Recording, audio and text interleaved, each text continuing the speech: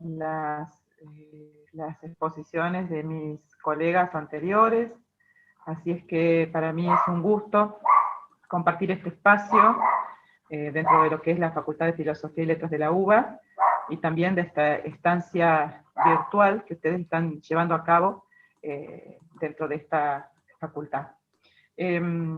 Voy a tratar de hablar de manera pausada. Yo no puedo entender algo de portugués, pero no puedo hablar. Así es que seguramente estoy viendo que está por ahí Ale y Cintia, que se han ofrecido también a ayudar cuando hagamos el intercambio, pero voy a tratar de sostener un hablar despacio, lo cual es difícil cuando uno se empieza a entusiasmar, empieza a hablar cada vez más rápido sin darse cuenta. Así es que yo les pido que ustedes me adviertan si hay alguna cuestión que no entienden o si necesitan que hable más despacio. La idea es que podamos entablar un intercambio que sea provechoso para todos y todas, ¿no? Bueno, ya esta mañana Judith les estuvo contando quién más o menos era yo. De todos modos, habría algunas cositas que me gustaría comentarles. También un poco siguiendo esta línea que han tenido mis compañeros anteriores, pensando sobre todo en esta cuestión de lo importante que es decir desde dónde uno habla, ¿no? Desde dónde uno investiga, desde dónde uno piensa la realidad y piensa el mundo. Eso tiene que ver con nuestras elecciones laborales, personales, profesionales, inclusive familiares, ¿no? Así que, bueno, contarles que yo en este momento estoy en la provincia de San Luis, que está un poquito por debajo del centro de la República Argentina. Es una zona que está muy cercana a la precordillera de los Andes, muy cerca, a 200 kilómetros de Mendoza. Es una provincia pequeña, tranquila. La ciudad donde yo vivo es la ciudad capital de San Luis, que se llama San Luis. Y bueno, y acá, ahí en la provincia, funcionan 3 universidades nacionales. La más antigua es la Universidad Nacional de San Luis, que es donde yo trabajo. En esta universidad, que tiene a su vez 3 sedes dentro de la provincia, yo me desempeño en la Facultad de Ciencias Humanas, en el Departamento de Educación y Formación Docente, y dentro de ese departamento, en el área de metodología de la investigación. Por eso es que Judith les comentaba hoy que trabajo hace mucho tiempo en lo que tiene que ver con la investigación y con la problemática de construir objetos de investigación propios. Eso es lo que más me gusta hacer. Me gusta mucho trabajar con estudiantes de grado y de posgrado, intentando ayudarlos a construir sus propios objetos de investigación.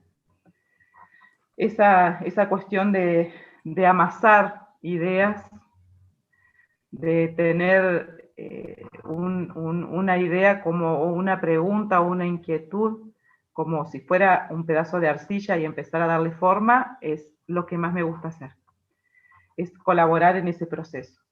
Además, yo acá en la Universidad Nacional de San Luis dirijo un proyecto de investigación, que es un proyecto de investigación que tiene más o menos en su línea de trabajo más o menos 20 años. Aborda problemáticas de educación superior y de universidad. En este momento lo estoy dirigiendo yo, pero es un proyecto que viene ya de una larga data de trabajo sobre la temática, y en la región, digamos la región cuyana, que está integrada por la provincia de San Luis, Mendoza, San Juan, es un equipo de referencia sobre temáticas relacionadas con la política universitaria, con la sociología, digamos la mirada sociológica sobre la educación superior y la universidad. Así que bueno, yo estoy dirigiendo este proyecto de investigación. Me desempeño como docente de grado en carreras relacionadas con la educación.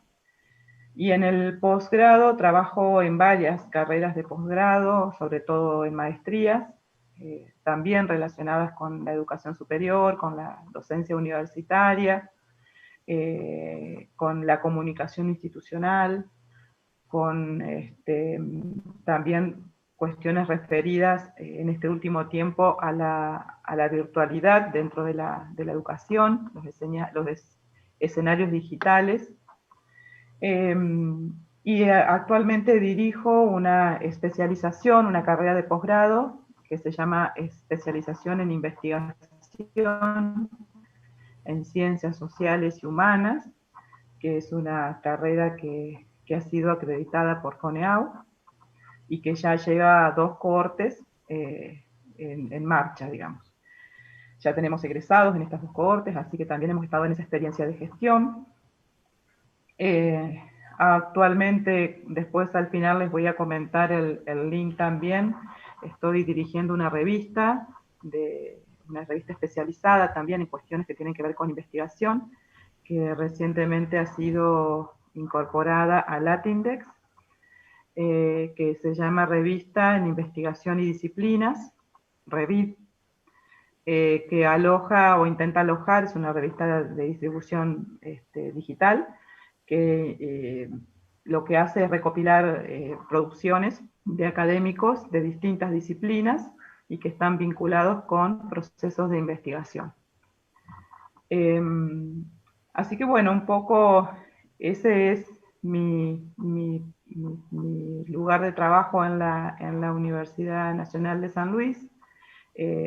Como decía Judith esta mañana, y además es parte de lo que hoy quiero compartir con ustedes, todo lo que han sido algunos de mis recorridos de investigación personales, y que indudablemente han ido formando mi perfil como investigadora y también como profesional del campo de la educación. Yo realicé un estudio de una especialización en educación superior en la Universidad Nacional de San Luis. Soy egresada en pedagogía en la Universidad Nacional de Entre Ríos. Hice una diplomatura en ciencias sociales con mención en gestión educativa en la Flaxo, de la sede de Buenos Aires. También cursé y aprobé la maestría en educación superior en la Universidad Nacional de San Luis. Después me doctoré en ciencias de la educación en la Universidad Nacional de La Plata. Y ahora me encuentro iniciando un proceso postdoctoral en Filosofía y Letras de la UBA. Así que bueno, un poco por ahí van mis recorridos. Y ahora después les voy a contar los temas puntuales de investigación en cada una de estas propuestas formativas que he ido llevando adelante y que indudablemente me han alimentado mucho. Además de este trabajo que yo hago en la Universidad Nacional de San Luis, como soy muy inquieta y me gusta mucho estar, digamos, si bien me gusta la cuestión académica y la erudición y la teorización y todo eso, también me gusta pensar para qué puede ser útil una en algún espacio, ¿no? Entonces, desde hace unos años trabajo en un tiempo muy reducido durante el día, pero que me demanda mucha agilidad y mucha flexibilidad. Trabajo en la Secretaría Académica de la Facultad de Ciencias Médicas de una universidad privada que está aquí en la ciudad de San Luis, que es una universidad muy pequeña, que recoge la formación disciplinar en áreas que la Universidad Nacional no tiene, y que, bueno, es para sectores que no tienen que ver con la élite económica de la ciudad, sino que más bien sectores de hijos de trabajadores que van a esta universidad privada, y que ahí trabajo con otra rama de las ciencias, que es la ciencia médica, que también es para mí un desafío muy importante, porque es pensar al sujeto desde otro lugar y colaborar pedagógicamente pensando la educación desde otro lugar, ¿no? No solo desde un campo disciplinar distinto, donde uno entra en diálogo con otras personas, profesionales, donde tiene que hacerse entender, digamos, por otros, que piensan distinto, que hablan distinto, que han leído cosas distintas, que proyectan y piensan de manera distinta. También pensar desde ese lugar lo académico, y lo pedagógico, ¿no?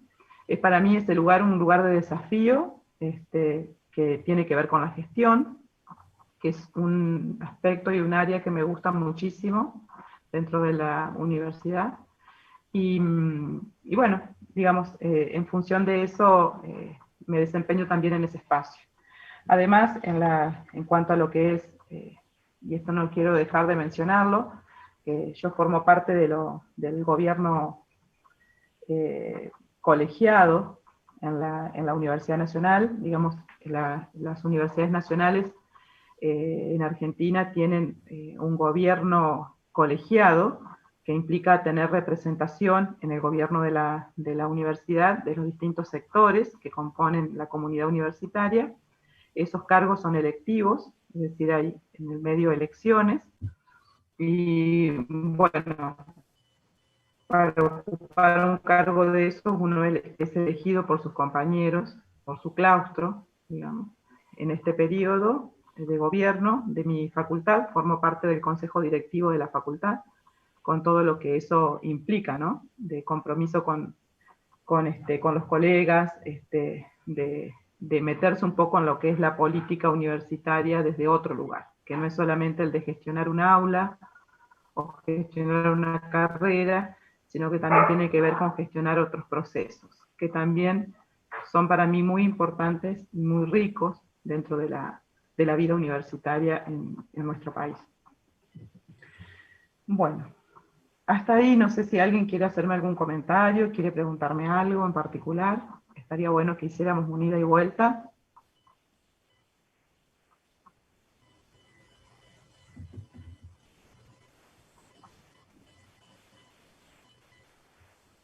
Bueno.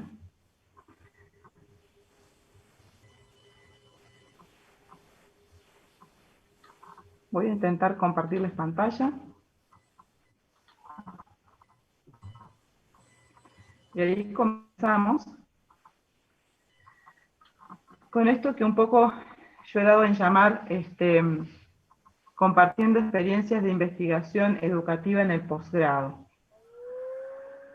Vamos a ir en esta etapa en la que yo voy a tomar un poco la palabra. No obstante eso, no quiere decir que ustedes no puedan interrumpirme y preguntarme lo que a ustedes les parezca, lo que tengan ganas. Los lugares donde quieran que paremos a profundizar, ustedes me lo dicen. Y hagamos de esto quizás una cuestión de intercambio, si es que así les parece. Bueno, lo que he querido compartirles acá es,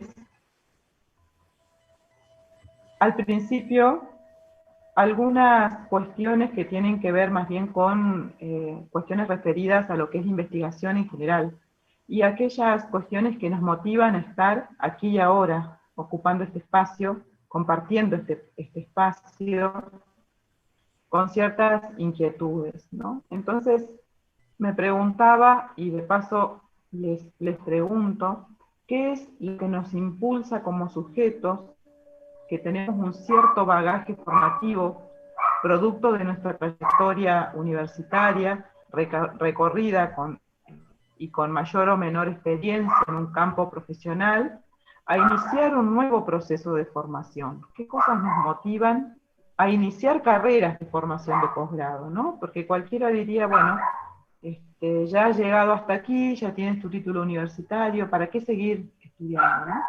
Y entonces ahí señalar de que obviamente a cada uno de nosotros, nosotras, nos motivan cuestiones distintas, en algunas coincidimos, en otras no tanto, pero básicamente tienen que ver con inquietudes personales, con inquietudes profesionales, con inquietudes académicas también, con un interés por aprender investigando, ¿no? Porque eso también es otra decisión que vamos tomando, ¿no? Construir nuevos saberes de manera rigurosa, ¿no? Pensando en que aquellas cuestiones que nos aparecen como preguntas, como problemáticas que tienen que ver con nuestro acontecer cotidiano, con nuestra labor cotidiana, sentimos en algún punto que tienen que ser analizadas de manera rigurosa. Y por eso decidimos embarcarnos en un proceso de formación que tiene dentro, incluido, un proceso de investigación para poder concretar el objetivo final, que es graduarnos, ¿no? Ya sea de una maestría o de un doctorado. También puede ser que nos motiven cuestiones referidas a la mejora salarial, o que respecto a un momento familiar que es propicio y que en otro momento no lo fue, o que quizás más adelante no lo será y hoy sí, o de un momento laboral que también es propicio para poder encarar estos procesos de investigación y de formación. También puede ser que nos motiven cuestiones referidas a que necesitamos acreditar una trayectoria que ya hemos tenido nosotros como investigadores. Entonces necesitamos algo que certifique estos conocimientos, estas habilidades, estas competencias, estos saberes, y que a través de obtener una titulación bien nos puede servir para dar cuenta de ellos. Nosotros deberíamos poder pensar a la formación de posgrado como un proceso que incluye aspectos relacionales e institucionales de manera interrelacionada. Y acá esto es muy importante porque hay cuestiones referidas a ciertos aspectos de digamos, dimensiones institucionales que nosotros tenemos que tener en cuenta. Porque cuando nos inscribimos a trabajar dentro de una maestría o dentro de un doctorado, nosotros nos incorporamos en una dinámica institucional que digamos que nos contiene, que nos cobija por un determinado tiempo, pero que también tiene sus propias reglas y sus propias formalidades, como por ejemplo las reglamentaciones, los tiempos, los procedimientos que tenemos que llevar a cabo. Entonces es muy importante que conozcamos esto antes de iniciar el proceso. También tenemos que pensar que aprender a investigar implica o va a implicar para nosotros desandar prácticas y discursos que hemos tenido incorporados. Muchas veces este aprendizaje de lo nuevo que nos ofrece una carrera, con sus espacios de formación, con los distintas propuestas pedagógicas, formativas, que nos irán trayendo los distintos docentes, los distintos académicos, va a implicar en paralelo que nosotros entablemos un diálogo con los saberes que nosotros ya tenemos adquiridos, y también puede implicar procesos de desnaturalización de supuestos y de prejuicios. Entonces tenemos que saber también que nosotros tenemos que estar dispuestos o preparados para hacer procesos de autorreflexión, de mirarnos a nosotros mismos y el camino recorrido que nos ha permitido llegar hasta este momento, estar iniciando esta carrera o estar cursando en el medio esta carrera o finalizando esta carrera, ¿no? También pensar que aprender a investigar implica alcanzar una posición intelectual metódica, rigurosa, a pensar desde un no saber, de que hay cosas que nosotros todavía no sabemos y que queremos aprender, y es en esa tensión entre lo que sabemos y lo que no sabemos donde quizás tenemos la posibilidad de que se geste la creación de algo nuevo, como puede ser un objeto de investigación. Nosotros decimos, y yo le digo mucho a mis estudiantes, esta cuestión de que investigar es como andar en bicicleta, como aprender a manejar un auto, un vehículo. Uno aprende a manejar realmente cuando maneja. Uno aprende a andar en bicicleta, en patineta, en monopatín, cuando uno se sube al monopatín. Entonces, uno aprende a investigar cuando investiga. Yo puedo leer y saber mucho sobre metodología de la investigación, puedo leer muchos manuales de cómo hacer investigación, pero tengo que tener claro que solo cuando me enfrente a las situaciones que implican poder recortar un objeto de investigación, focalizarlo, identificarlo, recortarlo, es cuando yo voy a estar empezando a hacer investigación verdaderamente. Entonces, aprendemos a investigar investigando. Hacer una investigación implica muchas cosas. Implica, por un lado, la producción de conocimientos que sean nuevos y originales. Eso no quiere decir que yo me enfrente a tener que sí o sí descubrir algo completamente nuevo. Algo puede ser original y nuevo porque no ha sido estudiado en mi contexto, porque no ha sido estudiado en la institución en la que yo quiero estudiarlo, o en el lugar donde yo lo he estudiado, o con las variables, con las categorías teóricas, o con los autores con los que yo he decidido estudiarlo. También implica hacer investigación el seguimiento de procedimientos y metodologías rigurosas. Entonces, sí o sí voy a tener que estudiar metodología de la investigación. Voy a tener que leer manuales, aunque no me guste, aunque sean tediosos, y voy a tener que hacer cursos que me enseñen a utilizar ciertos procedimientos y ciertas metodologías. Y si conozco algunas, también permitirme el desafiarme con iniciar el uso de metodologías nuevas o el conocimiento de metodologías nuevas para investigar. Y hay una cuestión muy importante que tenemos que tener en cuenta cuando hacemos investigación, que es la comunicación de los resultados y el sometimiento a la discusión crítica. Esto es muy importante porque no solamente cuando uno utiliza la comunicación cuando ha terminado la investigación, cuando solamente se piensan los resultados, sino que también todo el proceso de investigación implica instancias de comunicación.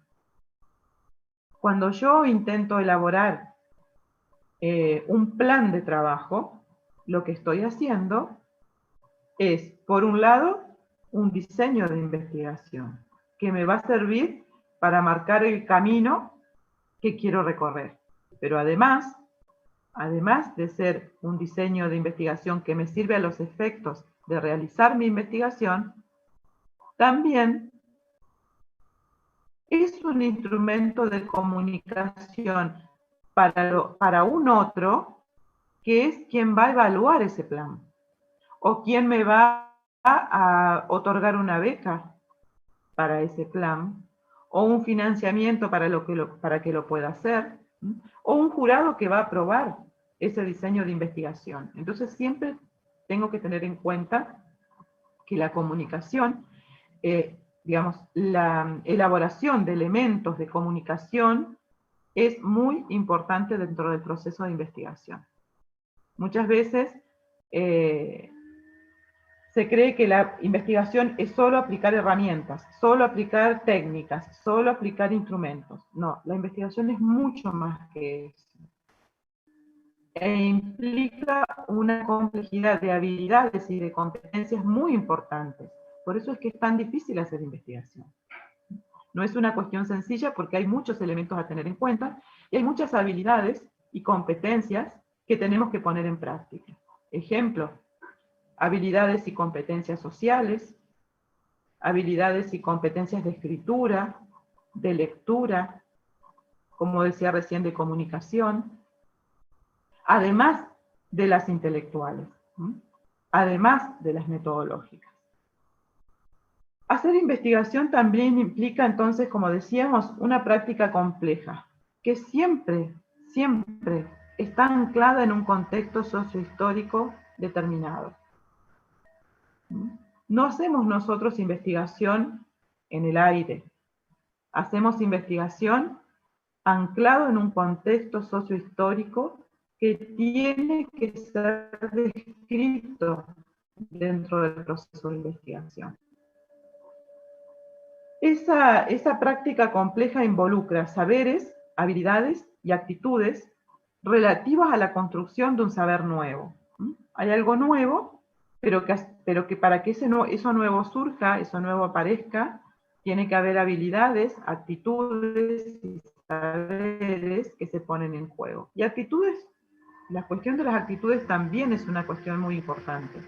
La actitud, frente a esto que decíamos al principio del no saber, de que hay algo que no sé, de que hay algo que quiero conocer, o que hay algo que conozco a medias, una actitud de humildad frente al conocimiento implica también no saber, ¿no? Y también hay actitudes referidas a la cuestión ética, ¿no? Que también son puestas en juego en la investigación, ¿no? ¿Para qué hago investigación? ¿Para quién lo hago? ¿No? También tiene que ver con cuestiones de actitudes éticas. Bueno, a continuación yo voy a intentar compartir con ustedes 3 procesos de investigación de posgrado que yo he ido desarrollando a lo largo del tiempo, que es lo que más o menos les comentaba al principio. Lo que quise mostrarles con las filminas anteriores, con las placas anteriores, es que cuando uno cuenta el recorrido de una tesis, ayer Cecilia compartía su cocina de la investigación, hoy también, Cecilia también comentaba hoy sus recorridos por la investigación. Lo que quise contarles con las placas anteriores es que para que estos temas de investigación se hayan concretado y se hayan hecho piel, se hayan hecho carne en estos investigadores que ustedes han escuchado estos días, es porque muchos de los procesos que yo les conté antes se conjugaron y anidaron, hicieron nido en cada uno de ellos. Entonces paso a contarles cómo ha sido mi experiencia para elaborar una tesis de maestría en educación superior. Luego vamos a ver cómo planteé la tesis doctoral y luego el plan de estancia postdoctoral. Bueno, la tesis que yo hice como parte del trabajo en la maestría en educación superior es una tesis que la presenté en el año 2008. Esta tesis fue dirigida por Nelly Esther Mainero, una docente de la Universidad Nacional de San Luis, que fue referente, fue porque ahora ya se ha retirado, es jubilada, está gozando de su descanso merecido.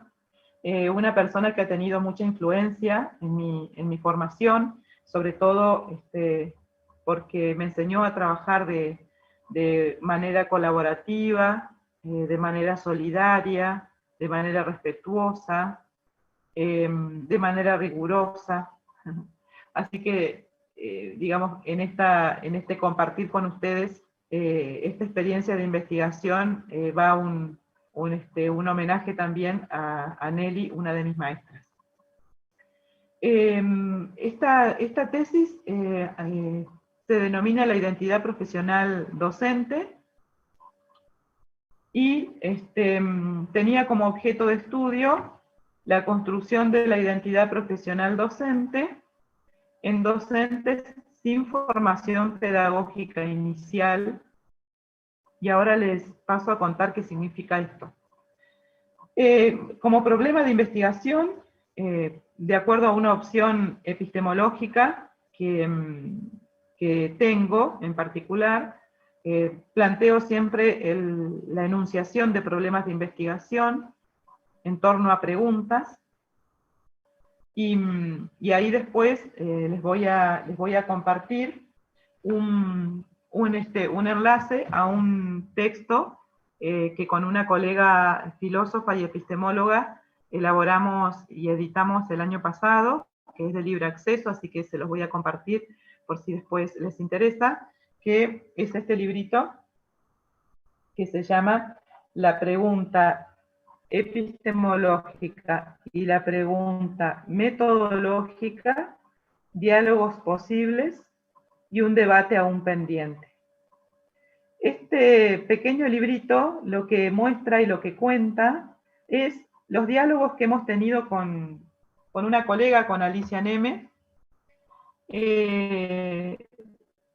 desde hace muchos años, sobre cuestiones referidas a cómo la epistemología y la metodología de la investigación se relacionan entre sí, y cómo ellas son el puntapié inicial de cualquier proceso de investigación. Entonces, como les decía, como opción epistemológica y metodológica, yo decido iniciar siempre los procesos de investigación con una pregunta. Y ahí me diferencio de otras líneas de la metodología de la investigación que plantean los problemas de investigación iniciados como la falta o la carencia de algo, ¿no? Yo siempre elijo enunciarlos como preguntas. Entonces, la pregunta que inició esta tesis fue: ¿cómo construyen y cuáles son los aspectos que configuran la identidad profesional de docentes de un instituto de formación docente, de acá de la ciudad de San Luis, que carecen de formación pedagógica o didáctica inicial? Y les comento ahí cómo fue pensado esto. Yo trabajaba a principios de los 2000, empecé a trabajar en un instituto de formación docente de aquí de la ciudad. En la provincia había solamente 2 institutos de formación docente, y este era uno de los más importantes. Para ingresar a trabajar en ese instituto de formación docente, había un concurso docente que era de antecedentes, o sea, con el CV, con el currículum vitae, pero también era con una exposición. Ese concurso era altamente competitivo y era muy difícil ingresar como docente en esa institución. De todos lugares del país vinimos docentes a concursar esos puestos de trabajo, porque era una institución que recién empezaba y también porque eran sueldos muy buenos en ese entonces. Entonces nos encontramos en esa institución un montón de colegas de distintos lugares del país, con distintas formaciones. Empezamos a trabajar allí. La mayoría, y siendo una paradoja, la mayoría no tenían formación pedagógica, pero formaban docentes. Entonces, eran abogados, comunicadores sociales, psicólogos, traductores de inglés, politólogos, veterinarios, ingenieros en sistemas, que formaban docentes, pero no tenían formación pedagógica. Entonces, yo me preguntaba, ¿cómo podía ser que se enfrentaran a una situación de enseñanza personas que no habían sido formados para ello? Y para mí era tan complejo digamos, y significaba poner tantas cosas en juego, desde la formación, desde lo personal, el poder dictar clases en ese lugar con la responsabilidad que implicaba formar docentes, ¿cómo hacían estos compañeros míos que no tenían ese bagaje de conocimientos para poder llevar adelante sus clases? Entonces, allí aparece esto de docentes que carecen de formación pedagógica o didáctica inicial. Aparecen dos objetivos: conocer cómo construyen su identidad profesional los docentes, y también conocer y comprender cuáles son los aspectos que configuran la identidad profesional de estos docentes. Dentro del marco teórico, fui abordando distintas temáticas, valiéndome de muchos autores referentes nacionales e internacionales referidos a cada uno de estas temáticas, ¿no? Trabajé en torno a las prácticas docentes y prácticas de enseñanza. Trabajé respecto a la identidad docente y también respecto a la profesión docente en el nivel superior. Después, si ustedes quieren, podemos conversar. Yo les puedo también compartir material bibliográfico con el que abordé cada una de estas temáticas, porque fíjense que hablar de prácticas docentes no es lo mismo que hablar de prácticas de enseñanza, ni tampoco hablar de prácticas pedagógicas. Cuando nosotros hablamos de identidad docente, hay toda una construcción sobre el concepto de identidad. Hay perspectivas que trabajan la identidad desde el aspecto psicológico. Yo elegí trabajarlo desde la mirada sociológica. Hay toda una construcción teórica respecto a lo que es la identidad docente. También hay toda una discusión, una gran discusión, respecto a denominar a la docencia una profesión. Hay autores que hablan de profesión, hay autores que hablan de semiprofesión. Yo obviamente opté por digamos, por la parte de la biblioteca que habla sobre profesión docente, y eso está fundamentado en la tesis también. Quiero aclararles que esta tesis de maestría, luego yo elaboré un libro, un pequeño libro, que es una pequeña contribución, que también ahí después les puedo pasar el link, está disponible en la web, por un lado está en academia.edu, pero también está disponible, que se llama Identidad Profesional Docente, retazos de un colectivo, que tiene en gran parte, en sí este libro lo que cuenta es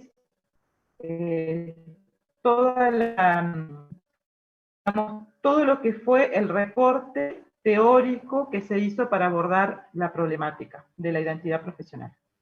Dentro de la metodología de la investigación que adopté, por supuesto que es un estudio de tipo cualitativo, desde una perspectiva de la complejidad, que es lo que adopto para trabajar, ¿no es cierto? Porque esta perspectiva, esta tesis en particular fue totalmente cualitativa, con una estrategia de recolección de datos y de análisis de datos cualitativos, pero también decido elegir siempre la perspectiva de la complejidad, las epistemologías denominadas alternativas, porque permiten conjugar elementos cualitativos y cuantitativos dentro de la investigación. Que vuelvo a aclarar que esta investigación en particular fue cualitativa. Dentro de los sujetos de investigación, como ya les contaba, fueron docentes, compañeros, es decir, yo estuve haciendo mi proceso de investigación en el mismo lugar que trabajaba, con los mismos colegas con los que me desempeñaba, lo cual da cuenta de una situación de involucramiento muy importante, para lo cual tuve que trabajar mucho con mis directoras de tesis en la cuestión de los posibles sesgos y esta cuestión de las interferencias que por ahí sucedían.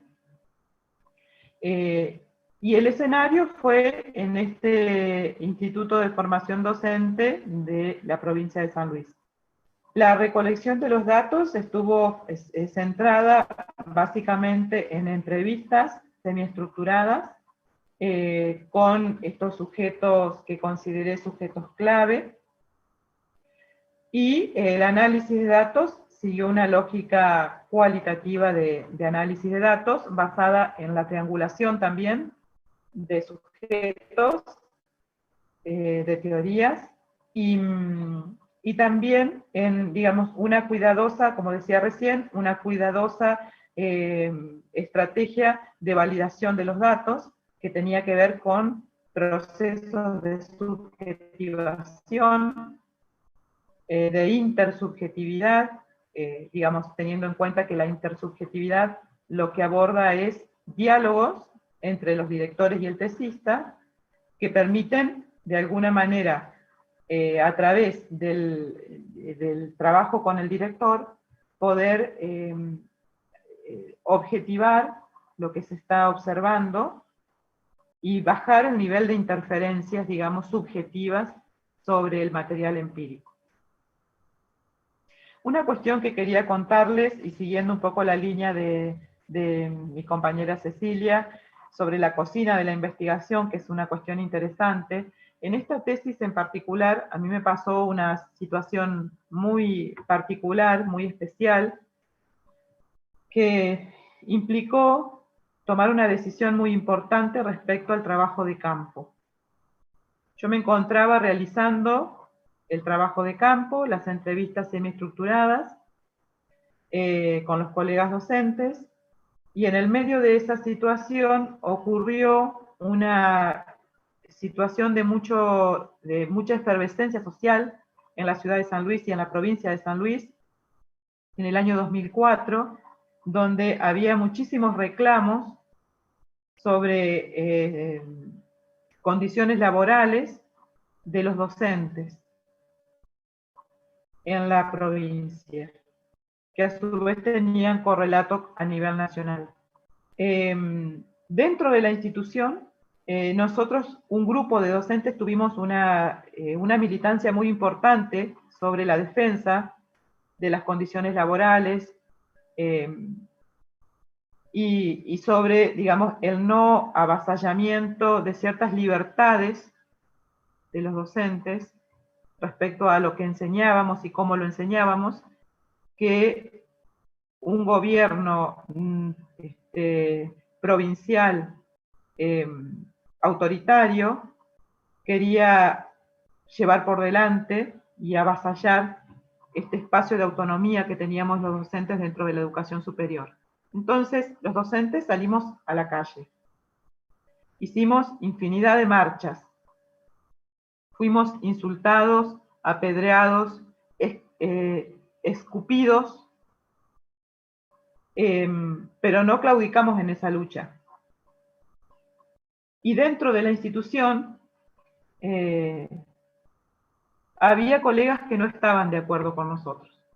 Había colegas que estaban más de acuerdo con la postura que llevaba el gobierno, lamentablemente el gobierno del Estado provincial. Y fíjense que esto impactó en el trabajo de campo que yo estaba haciendo, porque del grupo de sujetos clave de mi investigación, en ese grupo había docentes de un lado y docentes del otro. Y entonces empecé a descubrir que mientras hacía las entrevistas, todo estaba teñido por el lado en el que estaba cada uno. Entonces, tuvimos que decidir salir del escenario de investigación, salir del campo, cosa que es muy difícil de hacer, porque las condiciones no estaban dadas, porque todo lo que podía recoger a través de las entrevistas terminaba llevándose hacia ese lugar del conflicto institucional, social. y no podía volver a traer en el discurso de los sujetos de investigación al tema que a mí me interesaba. Entonces decidimos corrernos del trabajo de campo, esperar que esta situación pasara y luego volver a insertarnos en el campo. Esa fue una decisión muy importante. No quería dejar de contarles porque esta cuestión puede pasar. Puede pasar que cuando nosotros estamos iniciando un proceso de investigación sucedan cosas que nos hagan tomar otros caminos o tomar otras decisiones, y eso también es importante que nosotros lo tengamos en cuenta, porque si hablamos, como decíamos hace un rato, que la investigación está contextualizada, está inserta en un contexto sociohistórico, tiene que ver también con esto, ¿no? Con poder hacer lecturas del contexto sociohistórico y saber cuándo la función del investigador tiene que ser una y cuándo tiene que ser otra. Y en función de eso, tomar decisiones. Bueno, de esta investigación, yo quería contarles varias cuestiones. Por un lado, ¿qué fue lo que nosotros pudimos recoger? Y aquí después poderlo charlar con ustedes también, conversar con ustedes, a ver qué cuestiones ustedes ven como similares o distintas, de acuerdo a los recorridos que ustedes han tenido en sus lugares de trabajo, en sus ejercicios profesionales, porque fundamentalmente encontramos en esta investigación que hay ciertos aspectos que configuran la identidad profesional del docente y que tienen que ver con esta configuración, con esta particular conformación de la identidad profesional, y después hay otros aspectos que tienen que ver con cómo la va construyendo esa identidad. Cómo vamos nosotros los docentes construyendo esta que es nuestra propia identidad profesional. Por un lado, entonces, cómo se configura, y por otro lado, cómo nosotros la vamos construyendo. ¿En qué me basé para poder llegar a estos hallazgos, a estos resultados? En las entrevistas en profundidad, que es lo que yo les comentaba, que había sido la principal técnica de recolección de datos, el análisis de programas curriculares, es decir, de los programas de las materias, de las asignaturas, y también los programas, las programaciones que tenía la institución. Y después, en el análisis y la emergencia de ciertas categorías y subcategorías que fueron emergiendo del trabajo empírico, del trabajo de campo. Bueno, por un lado aparece esta cuestión referida a los motivos de elección de la docencia. Eso tuvo que ver fundamentalmente con esta primera cuestión referida a los aspectos que configuran la identidad. Por un lado, los docentes manifestaban que esa identidad, o sea, esa construcción propia, personal, sobre qué es ser docente para él, o para ella, tenía que ver con los motivos por los cuales eligieron la docencia como desempeño laboral. Recuerden que decíamos que los sujetos de investigación no habían elegido inicialmente la docencia, porque su formación no era pedagógica, sino que tenía que ver más bien con profesiones liberales. ¿Se acuerdan que les decía abogados, psicólogos, traductores de inglés, etc.? Entonces, la configuración de su identidad, ellos decían que tenían que ver con motivos por los cuales eligieron la docencia como desempeño laboral. Y allí había muchos motivos. Algunos de ellos tenían que ver con necesidades económicas, otros con estabilidad laboral, otros con la posibilidad de terminar estudios de cuarto nivel, que ellos, teniendo una profesión liberal, quizás no los podían sostener, porque había un ofrecimiento concreto de incorporarse a la docencia, o porque había un entorno familiar que de alguna manera invitaba o incitaba a que eligieran la docencia o abrazaran la docencia como desempeño laboral. Y esto tenía que ver fundamentalmente con esta cuestión que estas personas decían respecto a mi mamá era profesora, mi papá era docente de la universidad, yo me crié yendo a acompañar a mi mamá o acompañar a mi papá a dar clases en la universidad. En el almuerzo, en la cena, en mi familia se hablaba sobre la escuela o sobre la docencia o sobre el dar clases como una cuestión más bien familiar. Otra cuestión que aparece como configurando esta identidad tiene que ver con las concepciones que estas personas tenían sobre lo que era la docencia. Y ahí aparecían varias cuestiones. Por un lado, esta idea de el docente como socializador, como transmisor de conocimientos. Por otro lado, aparecía el conocimiento, la importancia del conocimiento disciplinar sobre una asignatura donde estaba dando clases, por ejemplo, el conocimiento disciplinar.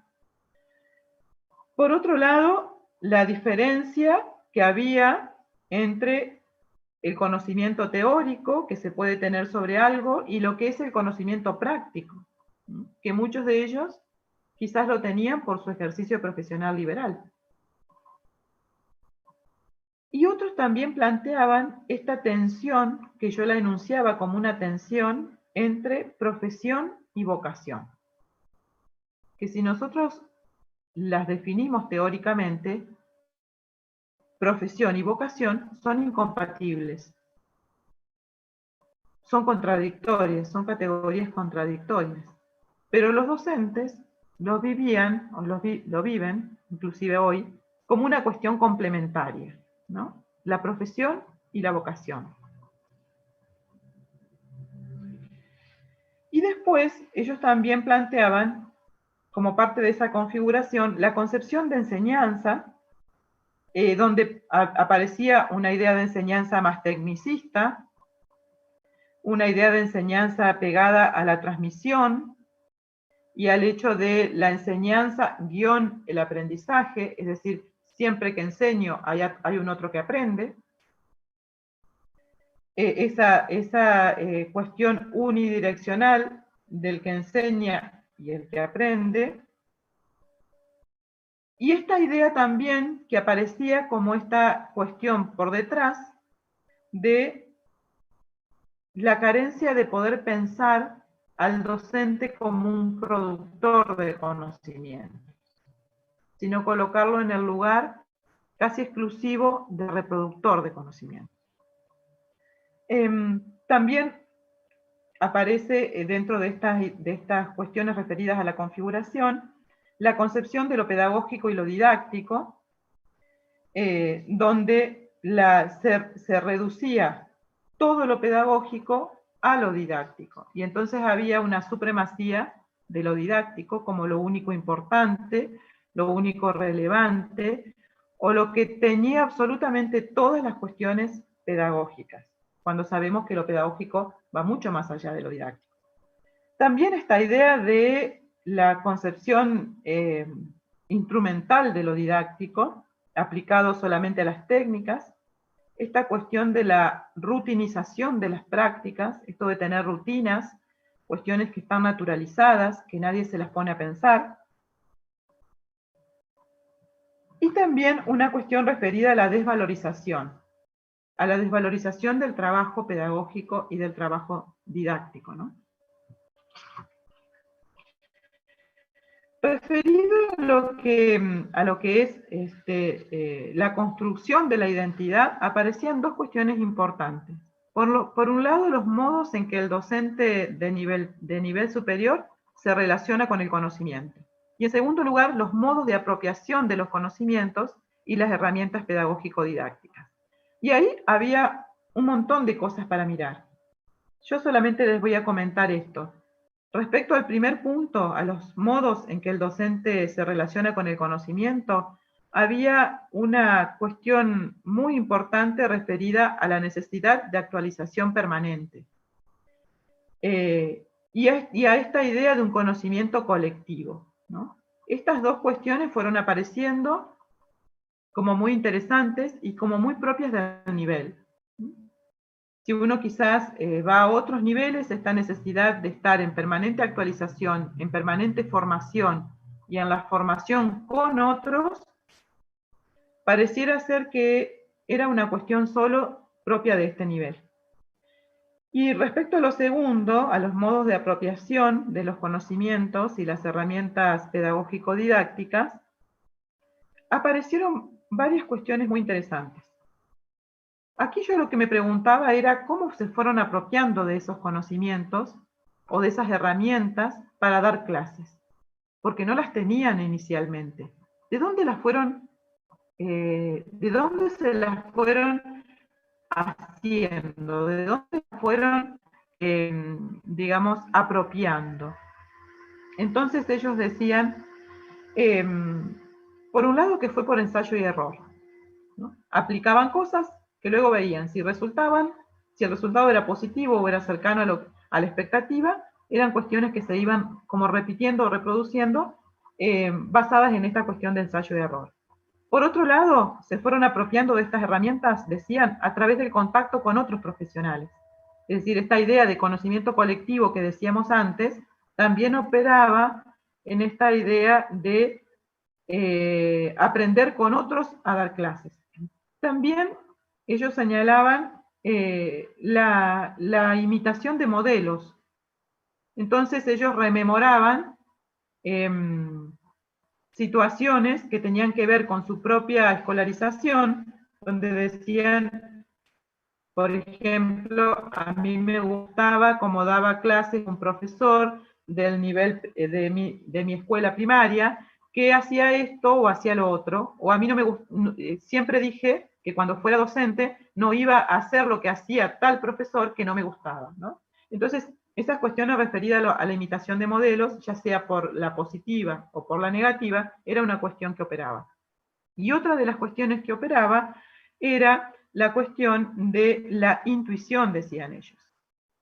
Y entonces ahí a mí me hizo esto ir a buscar un montón de material para analizar, material teórico, para analizar estas cuestiones que fueron emergiendo de lo empírico.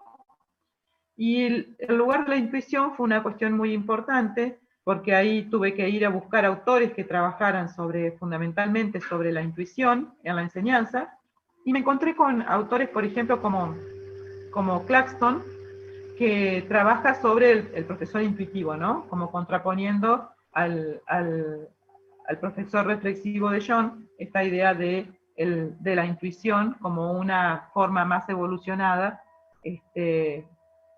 digamos, de lo que el docente sabe y lo que cree que sabe, y cómo de la situación de la inmediatez que tiene la práctica de responder a una pregunta de manera inmediata, lo que aflora es la intuición, pero la intuición como la síntesis del saber teórico y el saber empírico, ¿no?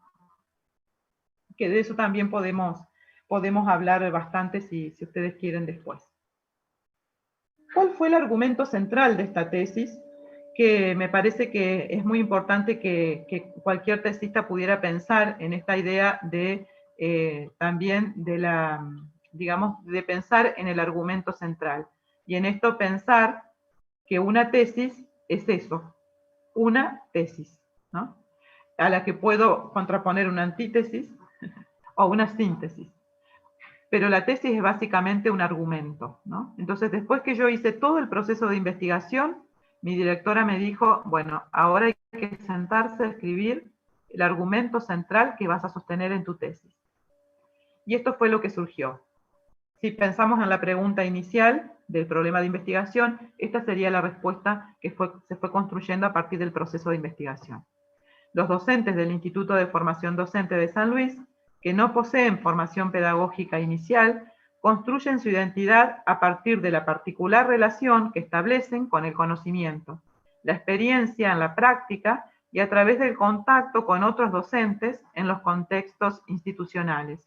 Los aspectos que la conforman se relacionan con, por un lado, la concepción de enseñanza, la concepción de docencia, la concepción de lo pedagógico didáctico que los mismos poseen, y por otro, los motivos de elección de la docencia. Y esto es lo que después podemos charlar.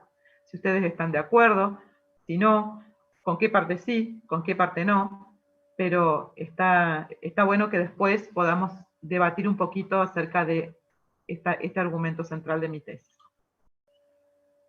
Respecto a las conclusiones, ¿qué pude decir? Que la identidad profesional docente funciona como un núcleo aglutinador de roles que se desempeñan, de distintos roles que se desempeñan, que tienen experiencias y que sobre esas experiencias también hay imágenes. Es decir, el docente puede hacerse una imagen, un modelo, sobre lo que implica, ¿no?, esa identidad. Es entendida también como un concepto relacional, que relaciona un aspecto con otro de la vida. Es una construcción también social, cultural y colectiva, es decir, que esta construcción identitaria no es una cuestión solamente o meramente personal, sino que también lo es como sujeto social, un sujeto en relación con otros sujetos. Se hace con otros y en un contexto determinado. Estos docentes realizaron un acto racional y consciente de elección. Ellos eligieron ser docentes. Presentan una identificación profesional docente con características difusas, es decir, que no hay, márgenes o bordes claramente identificados, y vivencian la atención, vocación, profesión, sostienen miradas parciales y fragmentadas de la profesión docente, también referidas a esta cuestión de la vocación y de la profesión. Y se evidencia que hay un lugar muy preponderante que cumplen los equipos de gestión, que son los que de alguna manera posibilitan o obstaculizan la construcción de esa identidad profesional docente. Entonces, revalorizar esta idea fundamental de los equipos de gestión y de todo lo que uno puede hacer desde ese lugar, ¿no? Por eso yo les decía al principio que este lugar de la gestión en el que yo trabajo es un lugar para mí muy importante, ¿no? Porque uno posibilita o obstaculiza que emerjan un montón de cuestiones, tanto en los sujetos docentes como en los sujetos estudiantes.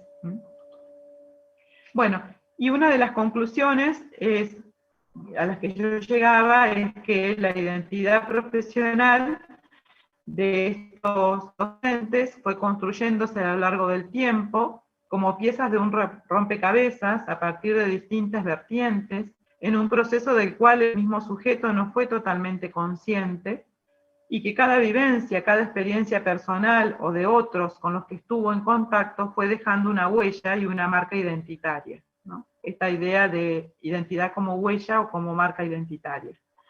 En eso consistió un poco mi tesis de maestría. Ahora les voy a pasar a contar en el tiempo que nos queda, que no sé cuánto es, para no irme y tener tiempo de debatir. Les voy a pasar a contar lo que fue mi proceso de tesis doctoral.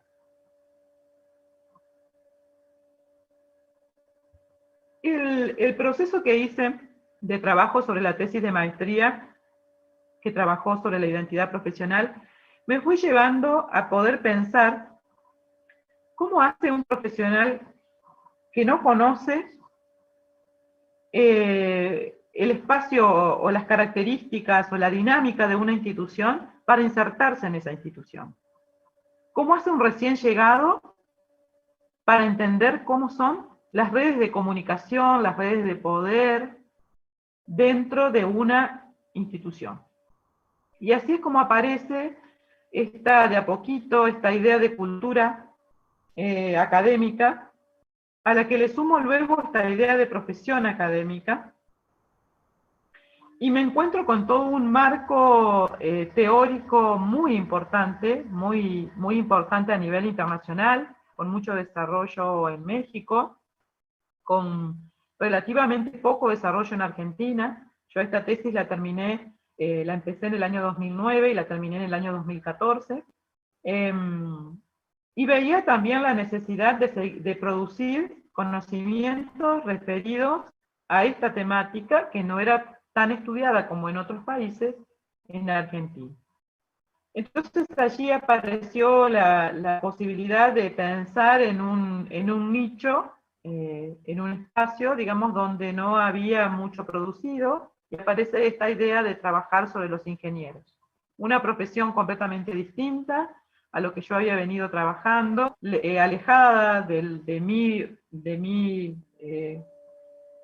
campo disciplinar, que es la educación, si usted quiere las ciencias sociales, pero que bueno, como les contaba desde el principio, estos desafíos de entrar en diálogo con otros distintos a mí me desafía mucho, me interesa mucho, me gusta, me motoriza a seguir construyendo, ¿no? Entonces aparece esta idea de trabajar con los ingenieros, en la cual busco el acompañamiento de Claudio Sosnaber, un reconocido intelectual y académico de la Universidad Nacional de La Plata, con quien me une un aspecto muy especial también, y en este sentido también mi homenaje a Claudio en esta oportunidad que les voy a contar mi transcurrir en esta aventura de la tesis doctoral. Un homenaje también a él, que ha sido, sin lugar a dudas, un maestro dentro de mi formación muy importante. El problema de investigación que motivó esta tesis doctoral tuvo que ver con cómo se configura la profesión académica y la cultura académica de los ingenieros que trabajan como académicos y que se desempeñan en las carreras de ingeniería electrónica, ingeniería en alimentos e ingeniería química, que pertenecen a distintas facultades de la Universidad Nacional de San Luis. ¿Cuáles eran los puntos de partida que yo establecí para comenzar esta tesis? En primer lugar, ¿cuáles son las características de la profesión académica presentes en los tres grupos de ingenieros académicos? ¿Cuáles son los modelos de carrera vigente en estos ingenieros? ¿Cómo es la cultura en cada grupo? ¿Y cuál es el núcleo de saberes y habilidades característicos de la profesión académica de estos ingenieros? Partiendo de la idea, y esto lo quiero aclarar desde ahora, de que nosotros hablamos de académicos cuando hablamos de aquellos profesionales que se insertan en una universidad y que en ella cumplen funciones de docencia, al menos funciones de docencia y de investigación, y en algunos casos también de extensión universitaria. Y ahí quiero aclarar que en la Universidad Nacional de San Luis ocurre una situación bastante particular con respecto al resto del país, referido a lo que es la profesión académica. Y es que prácticamente el 50% de los docentes que se desempeñan en la Universidad Nacional de San Luis poseen cargos de dedicación exclusiva en la universidad. Es decir, tienen una dedicación dentro de su cargo de 40 horas reloj semanales de trabajo para la universidad. Y esa carga horaria está repartida entre 20 horas dedicadas a la docencia de manera semanal y 20 horas dedicadas a la investigación de manera semanal, ¿no? Esto, vuelvo a aclarar, es una cuestión bastante particular que desencaja en el resto del concierto del país, donde la mayoría de los cargos son simples, es decir, una dedicación de 10 horas semanales. Entonces, haciendo esta aclaración, podemos decir que cuando los defino como académicos, los defino en esos términos, ¿no? Bien, el objetivo que perseguía la tesis, el objetivo general, era describir y comparar la profesión académica, las culturas académicas de los ingenieros, que se desempeñaban en estas tres carreras: ingeniería electrónica, ingeniería química, ingeniería en alimentos. Y también ahí quería hacer una aclaración que es que la carrera de ingeniería electrónica es una carrera relativamente nueva en la Universidad Nacional de San Luis, y que tiene una carrera homónima en la sede de una, digamos, en la sede de una ciudad muy cercana, que está a 90 kilómetros de aquí de San Luis, y que se forman ingenieros electrónicos con distintos planes de estudio dentro de la misma universidad en dos ciudades distintas. Y respecto a la ingeniería en alimentos, que era una ingeniería muy nueva, que tenía solamente una sola persona egresada al momento que yo realicé esta investigación. Bueno, ¿cuál era la relevancia que tenía? Y esto es muy importante, pensar cuál es la relevancia de la investigación, porque esta investigación es importante de ser llevada a cabo. Bueno, en primer lugar, porque el análisis de los académicos universitarios adquiere fuerza, porque los consideramos como actores que construyen la institución en la que se desarrollan. Y que ello adquiere verdadero sentido cuando se reconoce la perspectiva histórica y la profunda raigambre que estos académicos tienen con lo social y lo político, que siempre está presente. Es decir, la historia y lo social, lo cultural, siempre está presente en estos actores universitarios en particular. Y también porque hay muchos elementos que se encuentran presentes en los intelectuales o en los académicos, y que son vestigios de reconfiguraciones históricas y sociales, que no solamente tienen que ver con una institución, sino también con el contexto, con la comunidad en la cual están insertas esas instituciones. Al principio, y esto se los quería comentar, porque es una cuestión también epistemológica, ¿no? Cuando nosotros nos aproximamos a un objeto de investigación, siempre lo hacemos con ciertos supuestos de partida. Nunca vamos a mirar algo sin pensar antes nada sobre eso. Nunca vamos en blanco, nunca vamos como una tabla rasa. Siempre vamos con ciertos prejuicios, o sea, ciertas anticipaciones, ciertos juicios anticipatorios.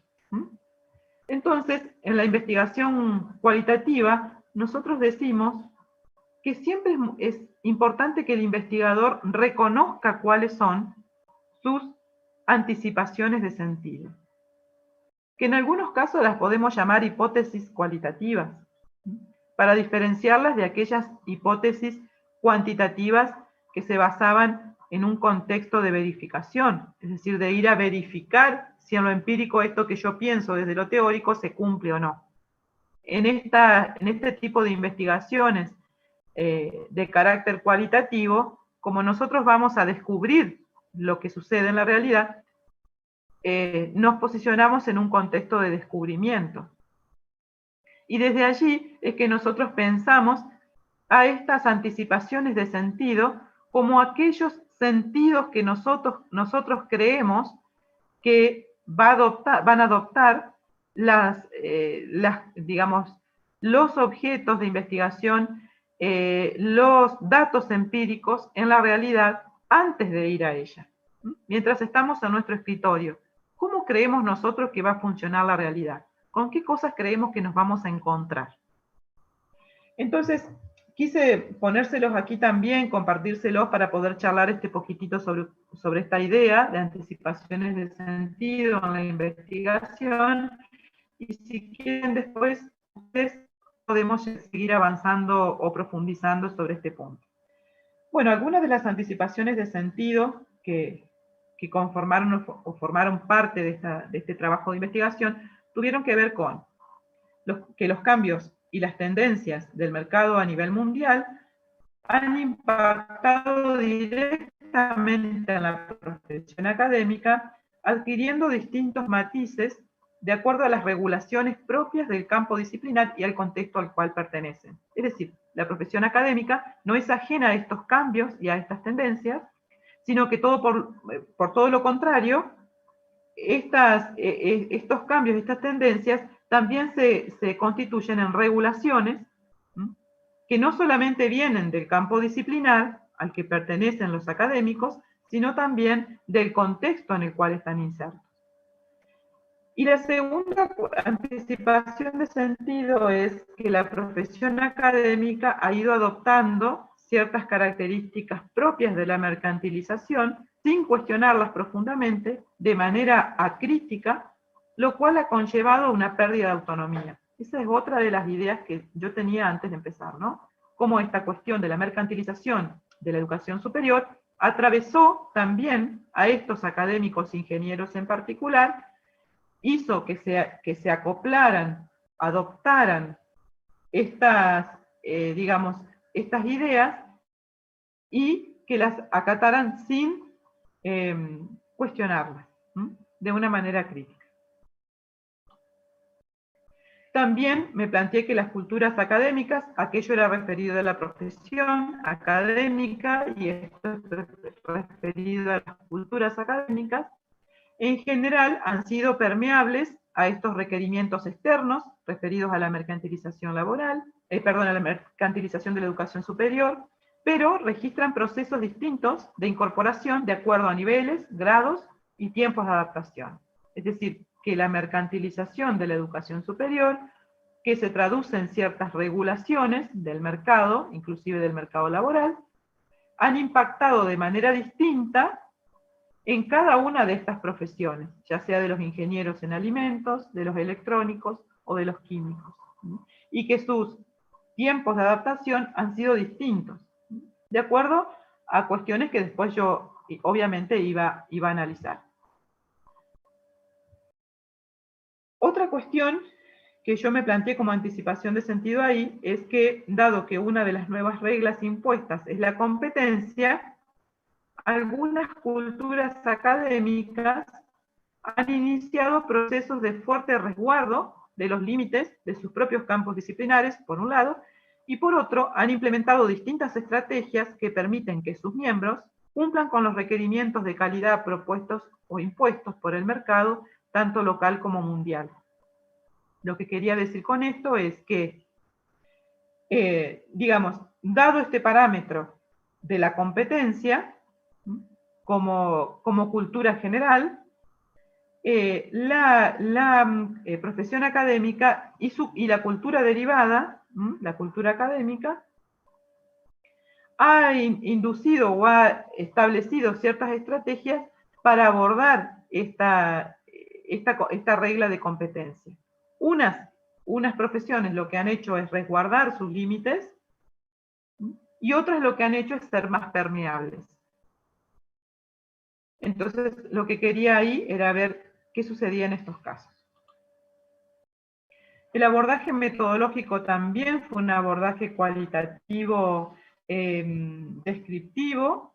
Los sujetos de investigación fueron 13 ingenieros académicos de esas ingenierías que ya nombré. El escenario fueron estas facultades, la de Ciencias Físico-Matemáticas y Naturales y las de Química, Bioquímica y Farmacia de la Universidad Nacional de San Luis. Los datos se recolectaron mediante entrevistas en profundidad, y para el análisis de la interpretación de los datos se utilizó el método comparativo constante dentro de una lógica cualitativa de investigación. Tres grandes categorías teóricas aparecieron en esta cuestión de la interpretación de lo empírico. Una vez que se recogieron las entrevistas que se hicieron a estos académicos, tres fueron las grandes categorías teóricas que aparecieron en el trabajo empírico. La primera es la profesión académica y la cultura académica, y la tercera es la profesión y la cultura académica de estos ingenieros en particular. Bueno, respecto a la profesión académica, aparece una cuestión referida a la conceptualización, los principios básicos, digamos, la profesión tiene que ver con eso, con el cultivo de conocimiento, la libertad y la autonomía, la dependencia a una organización, en este caso la universidad, una remuneración asociada al mérito, una distribución de prestigio la diversidad y la multiplicidad como características de esa profesión.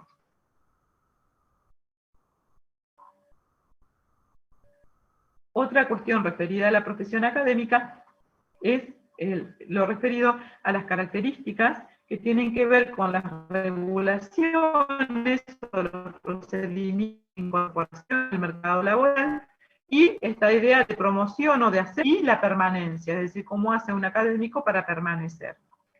Las funciones docentes, que yo ya les adelantaba, la función de dictado de clases, la de investigar y la de hacer extensión o vinculación social, un sistema de valores que está asociado a esa profesión, y ciertas normas y significados que tienen que ser de alguna manera defendidos o sostenidos y transmitidos dentro de lo que es el ejercicio profesional. Bueno, dentro de lo que fue el trabajo de campo, lo que yo pude observar fue que la profesión académica en la Universidad Nacional de San Luis tenía que ver con tres cuestiones que estaban profundamente relacionadas. Por un lado, las características de la institución universitaria, con su historia, con su, con su dinámica, con sus formas de hacer universidad, o sea, de diferenciarse de otras universidades con sus características particulares, con la población a la que asiste, con las características de sus docentes y del vínculo que establece con la comunidad. Entonces la institución más la disciplina, es decir, a qué disciplinas pertenecían estos ingenieros, también tenía que ver con la definición de profesión académica, y el contexto en el cual estaban desarrollándose. Respecto a la cultura académica, en la tesis se trabajaron precisiones conceptuales sobre cultura académica, y ahí se tomaron autores que sirvieron de base, fundamentalmente Barton Clark, que define la cultura académica también, que digamos un reconocido autor vinculado a la educación superior y a las temáticas de universidad. Y también aquí tomé, por supuesto, a Tony Becher, que fue uno de los autores que básicamente relacionó esto de las disciplinas y las cuestiones epistemológicas con los modelos de carrera, el tema de las recompensas y las reputaciones, que también es una cuestión, los procesos de endoculturación también fueron tenidos en cuenta, y las principales discusiones que hay respecto al tema de la cultura académica.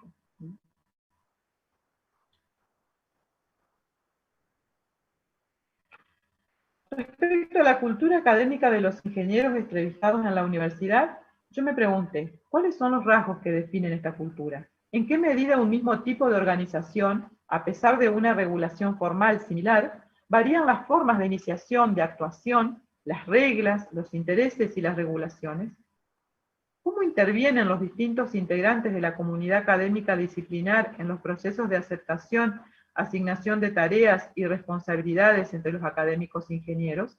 Recuerden que yo les decía que a mí lo que me motivaba a investigar esto tenía que ver con esto de cómo hacía un recién llegado, alguien que venía por primera vez y se incorporaba a trabajar en una de estas ingenierías, en una de estas facultades. ¿Cómo hacía para ser de alguna manera socializado o inmerso en esa cultura que para él era nueva y desconocida? ¿Cómo hacía para entender esas formas de iniciación, esas reglas y esas regulaciones tácitas? Ninguna de ellas estaban en evidencia. ¿Cómo hacía para descubrir esas reglas o esos modos de actuación?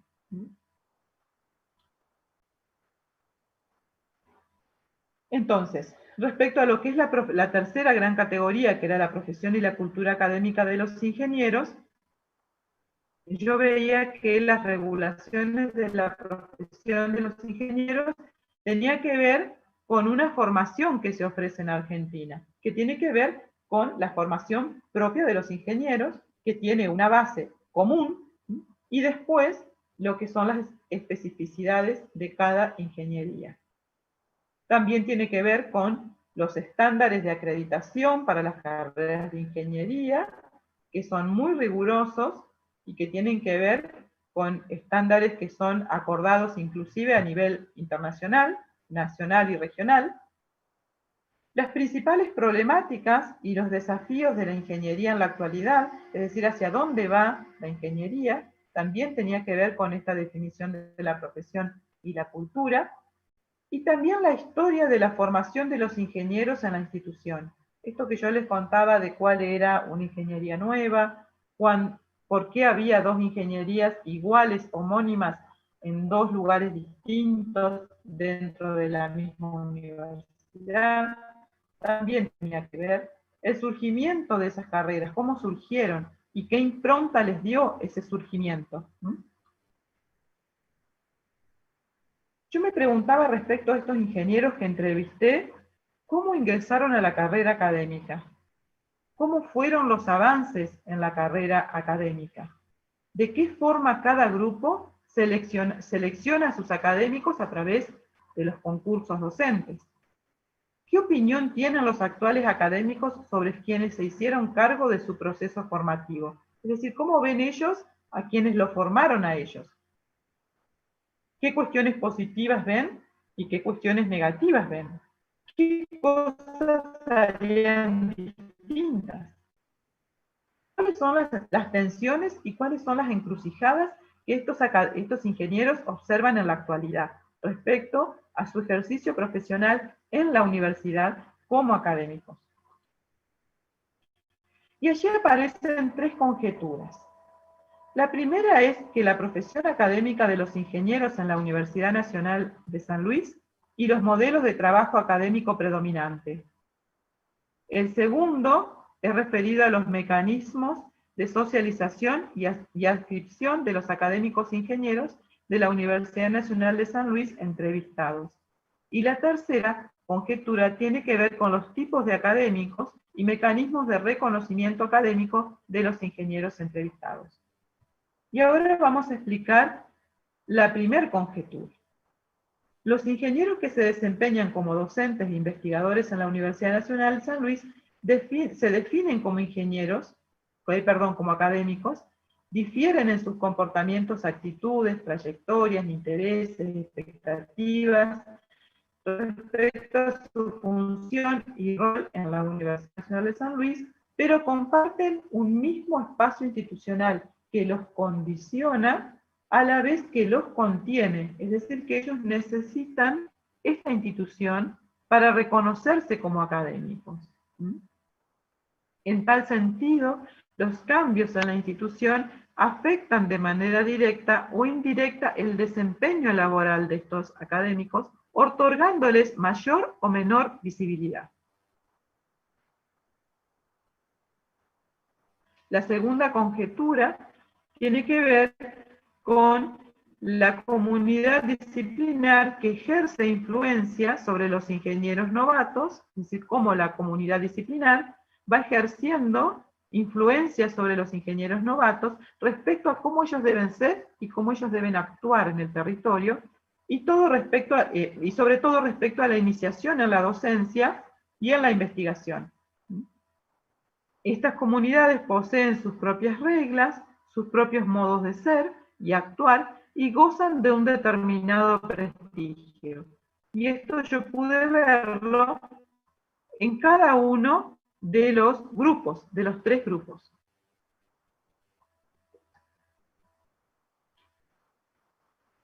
Y la tercera conjetura tenía que ver con que los ingenieros que se desempeñan como docentes e investigadores en la universidad no conforman un grupo homogéneo, sino que es un grupo heterogéneo, pero que a su vez pueden ser agrupados en tres otros grupos con sus similares características. El primero es lo primero que vamos a decir es que la profesión y la cultura académica de los ingenieros entrevistados en la UNSL se conforma a partir de la compleja vinculación entre estos tres elementos: la trayectoria individual, la comunidad disciplinar o grupo disciplinar de referencia, y las características propias de la Universidad Nacional de San Luis como institución. Entonces, la trayectoria individual la comunidad disciplinar o grupo de referencia y las características propias de la institución es lo que conforman o dan, digamos, cohesión o dan cuerpo a esta profesión y a esta cultura académica de los ingenieros con los que yo estuve trabajando. En otras palabras, la heterogeneidad de la profesión, cultura académica de los ingenieros entrevistados está definida por el contexto, por las características individuales de cada una de las disciplinas y los intereses o motivos individuales y colectivos que ellos comparten.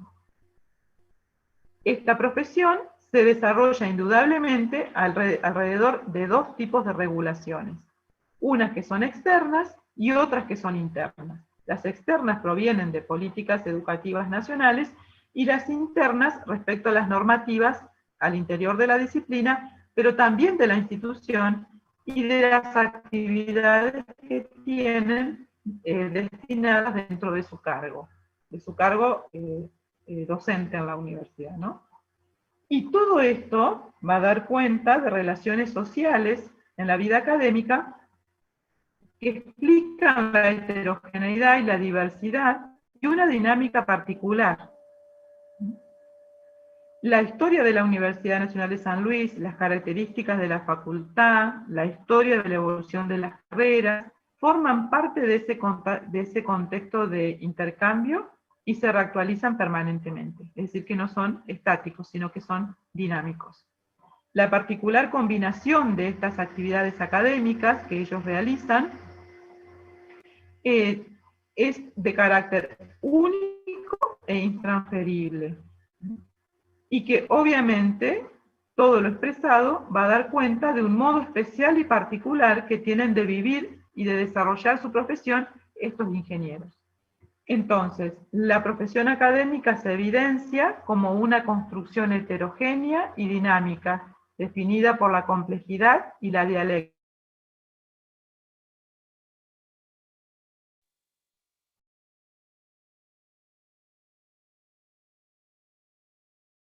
Atravesada por las líneas transparentadas a través de la disciplina y el prestigio.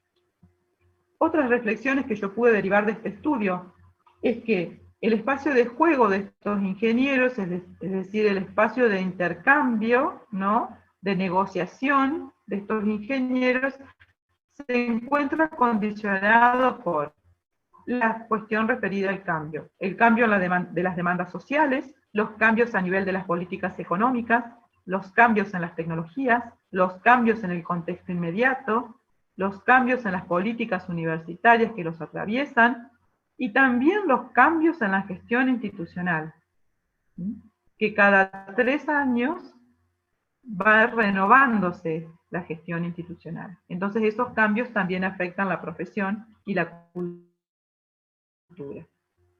Podríamos decir que existe un núcleo duro de la cultura que parece ser menos permeable a los cambios, y un collar más blando y permeable, que es donde se generan e instalan las innovaciones y el cambio. El cambio en general parece producirse bajo ciertas normas ya instituidas, y no suele aparecer nada tan nuevo que irrumpa rompiendo ese núcleo duro de la cultura. Esto es importante saberlo cuando nosotros vamos a trabajar dentro de una institución, ¿no? Respecto a la cultura de la profesión de estos ingenieros, hay la existencia de ciertas corporaciones o grupos que son grupos de pertenencia, pero a la vez provocan ciertas fragmentaciones, y que al incorporarse a un grupo, el miembro nuevo adopta o adiciona al prestigio la historia y la trayectoria del grupo en un proceso acumulativo y en general creciente. Es decir, cuando hay un miembro nuevo que se incorpora a ese grupo, donde obtiene también en parte el prestigio, la historia y la trayectoria de ese grupo. El prestigio, la trayectoria y los vínculos con otros grupos, claramente definido por la investigación y no por el desempeño docente, es lo que otorga al académico el reconocimiento en el campo disciplinar. Es decir, que el reconocimiento en el campo disciplinar no está dado por su ejercicio docente, sino por digamos, el reconocimiento que obtiene dentro del ámbito de la investigación. Y entonces ahí decimos que la academia sigue valorando el recorrido, la experiencia, la permanencia, la continuidad, como un plus que adquiere valor en el mercado. Bueno, ahí terminaba yo con una frase de Bourdieu, que dice, a tomar por objeto el mundo social en el que uno se haya comprendido, se obliga a tropezar bajo una forma que podría llamarse dramatizada, con cierta cantidad de problemas epistemológicos fundamentales, ligados todos ellos a la cuestión de la diferencia entre el conocimiento práctico y el conocimiento erudito, y especialmente a la dificultad particular de la ruptura con la experiencia nativa, originaria, y de la restitución del conocimiento obtenido al precio de dicha ruptura. Esto tiene que ver justamente con esto de que, de algún modo, yo siempre he investigado cuestiones donde me siento involucrada, ¿no? Donde me siento parte. Bueno, y finalmente, y muy rápidamente, para no tomar más tiempo de lo que va a ser nuestro intercambio, quería comentarles el plan de trabajo postdoctoral, que es el que estoy iniciando ahora, bajo la dirección de Judith Naidoo. Bueno, en esta ocasión, lo que me motiva a trabajar en la investigación es una cuestión muy puntual que tiene que ver con la participación de actores académicos y extraacadémicos en proyectos de investigación orientada, para lo cual voy a hacer un análisis de los proyectos de desarrollo tecnológico y social, que es digamos, una línea de proyectos, un instrumento de política científica que fue implementada a partir del año 2014 por la Agencia de Ciencia y Tecnología, y que, bueno, en la Universidad Nacional de San Luis, que me interesa ver el caso puntual porque no hay demasiados estudios puntuales, y en la universidad mía no hay ninguno, sobre cómo fueron gestados, cómo fue el desarrollo, y luego, digamos, el post trabajo en estos proyectos, de los equipos de investigación de la universidad y de aquellos agentes sociales externos a la universidad, porque esta convocatoria a proyectos, a financiamiento para proyectos de desarrollo tecnológico y social, tiene una particularidad, y es que necesitan de manera excluyente la vinculación de equipos de investigación de la universidad con lo que se llaman demandantes o adoptantes de digamos, de un desarrollo, cualquiera sea, ¿no? Entonces, hay sí o sí involucrada una vinculación entre actores académicos y extraacadémicos en este instrumento de política de ciencia y tecnología.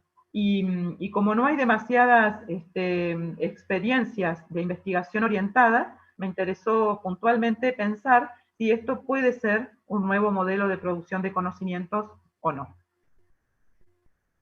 Y bueno, dentro de los objetivos, del objetivo general, bueno, me planteé interpretar, cartografiar, historizar la participación de actores académicos y extraacadémicos en las etapas de diseño, implementación y evaluación de estos proyectos de desarrollo tecnológico y social en dos convocatorias, en las 2014 y en las 2019, que han sido gestionados por la Subsecretaría de Vinculación Tecnológica y Social de la Universidad Nacional de San Luis. Y bueno, como objetivos específicos me planteé describir las prácticas investigativas de estos académicos, directores, miembros de proyectos y evaluadores en el marco de estos proyectos. En segundo lugar, analizar la participación de los beneficiarios o potenciales usuarios de los proyectos de desarrollo tecnológico y social, en las decisiones, las tareas de investigación y en la evaluación del trabajo realizado. Y en tercer lugar, reconstruir el devenir institucional de la Secretaría de Vinculación Tecnológica y Social desde los documentos oficiales, desde los actores intervinientes, porque también me encontré con que al buscar cuestiones referidas a los proyectos de desarrollo tecnológico y social, me encontré con que, digamos, la reconstrucción del devenir histórico institucional de esta subsecretaría no ha sido todavía elaborado, no ha sido trabajado. Así es que es una buena oportunidad para poder contar brevemente el devenir histórico de la institucionalización de esta subsecretaría tan particular como es la de vinculación tecnológica y social. Bueno, dentro del tipo de estudios, es un estudio de tipo de casos, voy a trabajar con sujetos y con material documental, y dentro de las estrategias de recolección de datos voy a trabajar con entrevistas semiestructuradas y análisis de material documental. Bueno, este proyecto ha sido recientemente presentado a evaluación dentro de la Facultad de Filosofía y Letras de la UBA. Estamos esperando los resultados de la evaluación, no obstante eso yo ya he avanzado sobre el trabajo de campo, y estoy en pleno trabajo, ¿no? Así que estoy inmersa en este interesante proceso de investigación, que tengo la suerte de que, bueno, por lazos ya de amistad con Judith Naidorf, he decidido confiar en sus manos la guía de este proceso, que para mí ya a esta altura, no habiendo empezado todavía de lleno o de manera oficial, digamos, ya ha sido para mí un proceso de mucho enriquecimiento. Yo me he sumado al proyecto de investigación que ellos tienen, y allí he conocido a gente, la verdad es que maravillosa, muchos de ellos ustedes han estado en contacto en estos 3 días, y bueno, y espero seguir creciendo mucho en este espacio, aprendiendo mucho de las dinámicas de trabajo, de toda la experiencia acumulada y de toda la teoría que ya han desarrollado alrededor de estas cuestiones de vinculación de ciencia y tecnología que tiene como capital el equipo de Judith, que ya hace más de 20 años están trabajando sobre estas temáticas. Así que, bueno, la última cuestión que les quería dejar antes de dar la palabra para que podamos hacer los intercambios, es esta cuestión de poder pensar siempre, cuando uno va a iniciar un proceso de investigación, yo siempre digo esto, ¿no? Tomarnos un tiempo para pensar respuestas a estas 3 preguntas. ¿Para qué investigo esto? ¿Por qué lo voy a investigar? Pero fundamentalmente, ¿para quién lo investigo? Porque aquí hay una cuestión de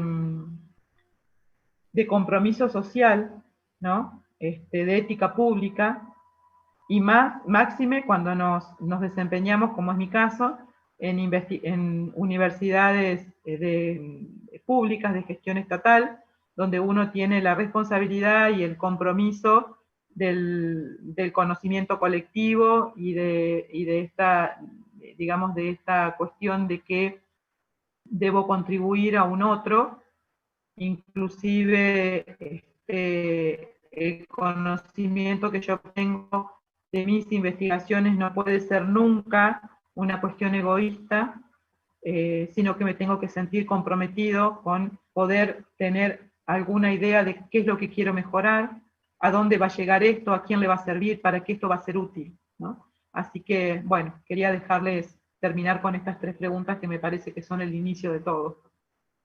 Así que, bueno, muchas gracias por escucharme. Espero no